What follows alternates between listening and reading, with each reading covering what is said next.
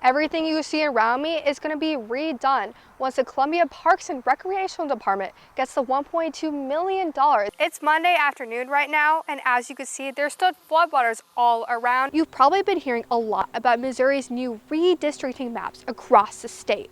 But what about Boone County? Now, we were able to put it back in, but it's just going to show you how strong their equipment really is. They said that they do not plan on leaving until their demands are met. But if I move over here, I could be standing in District 5. Where should I start investing? And it pulled up this huge 5-step plan. Thousands of mid-Missouri families could go without food this November. It's going to have a new look as the mulch will be gone and give way for new inclusive equipment. Any dogs like Dexter like here who are over 35 pounds. Now I'm standing in front of what is set to be the new downtown conference center. These cots tend to fill up every night. In the 2 months since our tornado hit St. Louis, the need in the community is still great. Some opponents of Amendment 3 will be here and next to Columbus. Just put my needle in, pull it through once, and then pull through both of those. It all begins with a simple loop. Chad Ingram first picked up a hook to teach his daughters. It became something more after surviving a stroke. Was going through some things, and I thought, I need some mental health just to relax. And like I said, it's mind-numbing to me. I can crochet, and time goes by, and there's no, oh, I was thinking about taxes, or I was thinking about how we're going to do this, or what time is this. What I'm doing is called double crochet. What started as a hobby soon became a passion he couldn't put down.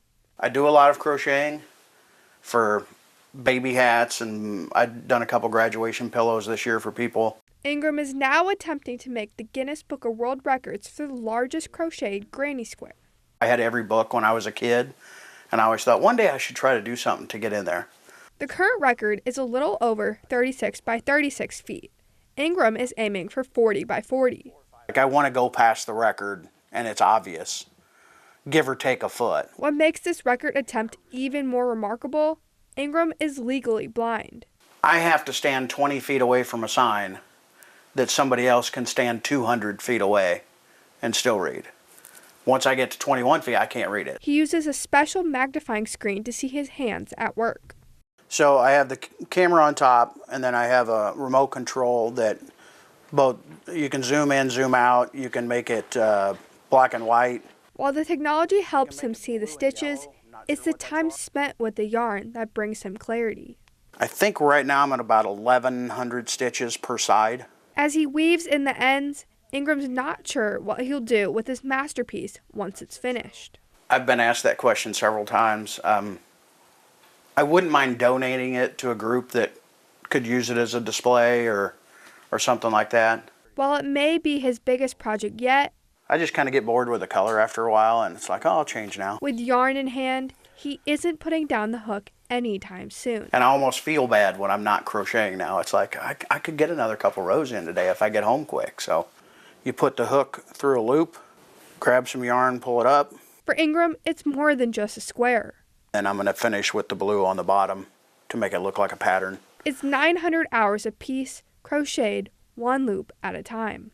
Everybody's been just ecstatic that I had a chance to get in the Guinness Book of World. I didn't see it as that big of a thing. It was just me crocheting.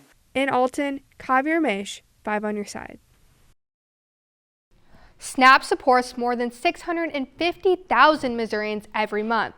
With the federal government shutdown dragging on, state officials say there's no funding to continue the program past October. So food banks are gearing up to try and help with an increase in demand as SNAP benefits may go away.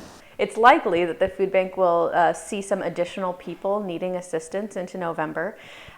We have been preparing for that possibility. 68% of families that SNAP reaches have children, 34% include older adults or people with disabilities, and 38% are working families. I can understand what it must be like for other single moms, other people that are living under the poverty level. MU Extension says about 20% of people in mid-Missouri are food insecure. I feel super worried about the people that are going to be affected. There'll be a lot of them, especially people with babies. The formula is super expensive. The average SNAP benefit is about $192 per person per month, or roughly $6.31 a day to cover groceries. Those numbers could rise quickly if benefits are paused. It's going to be a lot of people needing resources relatively quickly. Our resources are finite, so transparently, that might mean that if we're serving more people, that we're able to serve a little bit less to all of those people just because we have a very specific amount of food. Local food banks are already preparing for longer lines as the government shutdown continues. I'm just really sad that our current state in our country, in America right now, is this. It's pretty devastating. Officials warn Missourians they should prepare to stretch their October balance into the next month if the shutdown continues. DSS says SNAP benefits will resume once the federal government restores funding. In the meantime, you can find a list of local food resources on our website, KOMU.com. In the studio, Kavya Ramesh, KOMU 8 News. In 2022, Boone County went from having one congressional district to two, and now the districts are changing again. I don't think it's a surprise given what the objectives were for the Republican majority to try to draw these lines. Boone County is always something of an orphan when district lines get drawn. Under the new map, most of Columbia and southern Boone County are tied to District 3, that stretches toward St. Louis. Northern Boone County moves to District 5 that points west toward Kansas City. Boone County will be represented by two different representatives who will undoubtedly be from two different places. Lawmakers purposely pulled Democratic voters from that district, currently held by Emanuel Cleaver, in an attempt to turn it from blue to red.